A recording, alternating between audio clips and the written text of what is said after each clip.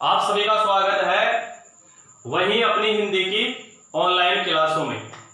कक्षा 12 विषय हिंदी साहित्य अध्याय संख्या 12। आज हम यहाँ नरेश मेहता की दूसरी जो कविता है, रचना है विडंबना।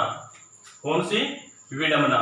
यह है विडंबना है, यह पढ़ने के लिए जा रहे हैं। इससे पूर्व किरण धेनुई जो रचना थी वो हम पढ़ चुके हैं।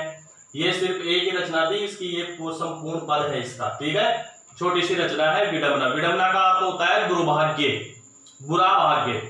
ठीक है, यहाँ क्या है पहले इसको पढ़ते हैं, फिर कटी शब्दार्थ है वो देख लेते हैं। ठीक है भाइयों।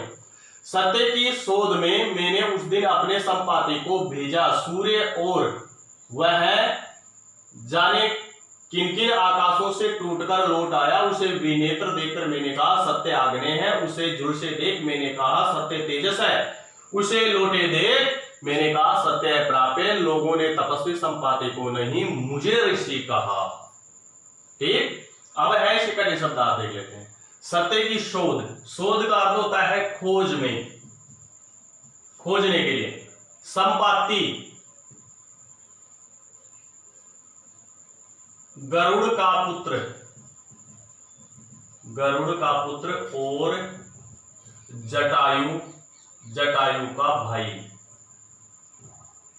या तिलस्मी पक्षी के रूप में भी इसे आप काम में ले सकते हैं। न जाने किन किन अलग अलग ब्रह्मांडों में, अलग अलग ब्रह्मांडों में, ब्रह्मांडों टूटकर लौट आया विनेत्र, बिना नेत्र। मैंने कहा सत्य आग्नेय, अग्नि जैसा। झुलसे, जले हुए, जले हुए, या झुलसे का झुलसे रहेगा। मैंने कहा सत्य तेजस, अग्नि के समान। उसे लौटे देकर मैंने कहा सत्य अप्राप्य, जिसे प्राप्त नहीं किया जा सकता, जिसे प्राप्त नहीं किया जा सकता। ठीक है भाई। लोगों ने तपस्वी संपाति को नहीं, तपस्वी तपस्या करने वाला, संपाति वो पक्षी है, ऋषि यानी ऋषि महात्मा। ठीक है, अभी यहां देखिए, यहां कवि जो नरेश मेहता है वो ये कहना चाहते हैं कि मैंने इस संसार की वास्तविक स्थिति क्या है, इस संसार की हकीकत क्या है, यथार्थ क्या है, उसको जानने के लिए मैंने एक बार अपने एक तिलस्मी संपाति नामक पक्षी को मैंने ब्रह्मांड की सैर करने के लिए भेजा कि तू जा और इस संसार की वास्तविकता क्या है उसके बारे में पता लगा करा। तो जब वह ऊपर जाता है, ब्रह्मांड में चक्कर काटता है, लेकिन उसे कोई भी सत्य का पता नहीं चलता है, बल्कि वह आगे जैसे जैसे बढ़ता है वहीं क्या हो जाता है, झुलस जाता है। और वह वापस अपने नेत्रों को विनेत्र लेकर आता है, उसकी आंखों की रोशनी भी चली जाती है। झुलसे हुए देखकर कवि कहता है कि सत्य है, उसको प्राप्त नहीं किया जा सकता, वह अप्राप्य है। ठीक है, इस प्रकार से वह संपाति खोज में गया था, लेकिन खोज में जाने के बाद में इस संसार के लोगों ने उसको ऋषि नहीं माना, बल्कि मुझे ही इस संसार के लोगों ने ऋषि कह दिया। ये बस छोटी सी रचना, आगे देखिए। सत्य की शोध में प्रस्तुत पद में कवि नरेश मेहता विडंबना कविता में वर्णन करते हुए कहते हैं कि एक बार मैंने इस संसार की यथार्थ की खोज में, वास्तविकता की खोज में मैंने उस दिन अपने संपाति को भेजा। मैंने एक दिन अपने तिलिस्मी और गरुड़ का पुत्र जटायु का बड़ा भाई था, उसको मैंने सत्य की खोज के लिए मैंने उसे भेज दिया। कहां भेजा? सूर्य ओर, सूर्य की ओर, जो कहां स्थित है, इस ब्रह्मांड में स्थित है। उस सूर्य की ओर मैंने उस तिलिस्मी पक्षी को मैंने सत्य का पता लगाने के लिए भेज दिया। और वह जाने किन किन आकाशों से, जिस संपाति को मैंने आकाश की ओर सत्य की खोज करने के लिए भेजा था, वह संपाति न जाने अलग अलग ब्रह्मांडों में कहां कहां वह विचरण करता रहा। टूटकर लौट आया, वह हताश होकर वापस पृथ्वी की ओर वह लौटकर आ गया। उसे विनेत्र देखकर मैंने कहा, जब वह मेरे पास से गया था तब वह अपने आंखों से अच्छी तरह से देख सकता था, लेकिन जैसे ही वह ब्रह्मांड के चक्कर लगाकर आया, सत्य को जानने का प्रयत्न करके आया, तब मैंने देखा कि उसके जो नेत्र थे वह विनेत्रता था, तो उनके नेत्र नहीं थे। बिना नेत्र के वह वापस इस पृथ्वी पर आया है सत्य आज्ञा। फिर उसकी स्थिति को देखकर मैंने यह अनुमान लगाया कि जो ये सत्य है, यह सत्य किसके समान है?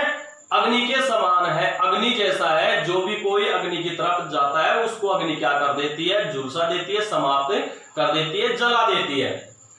उसे झुलसे देखकर, इस प्रकार उसे जले हुए देखकर मैंने कहा सत्य तेजस है। मैंने अपने मन ही मन में यह बात स्वीकार कर ली कि जो सत्य था, यथार्थ था, यह अग्नि के समान है, अर्थात उसे कोई प्राप्त नहीं कर सकता, उसको कोई जान नहीं सकता। जो भी जानने का प्रयत्न करेगा वह उस अग्नि में झुलस जाएगा।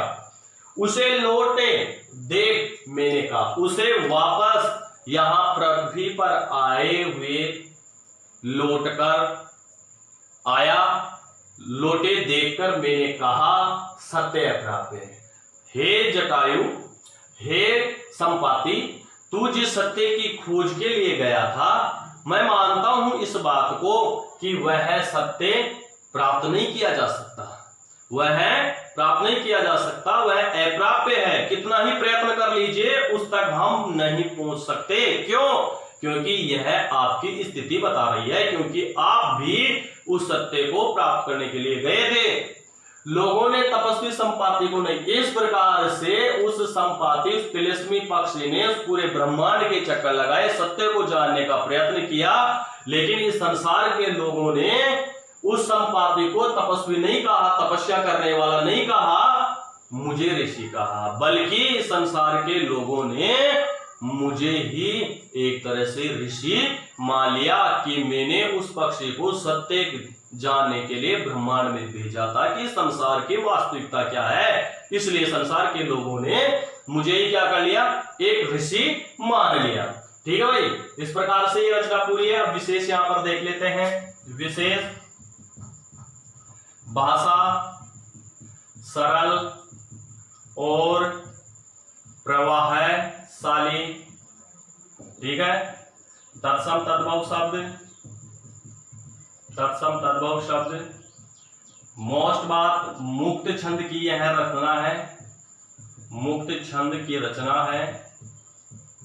ठीक है, और अनुप्रास अलंकार है, अनुप्रास अलंकार है। ठीक है भाई, मुक्त छंद की रचना है, भाषा सरल प्रवाह है और वही खड़ी बोली है। तत्सम तद्भव मुक्त छंद की रचना है और इसमें सिर्फ अनुप्रास अलंकार है। ठीक है, इस प्रकार से आज हमने यह विडंबना जो रचना थी नरेश मेहता की, यह हमने यहाँ पर पढ़ी है।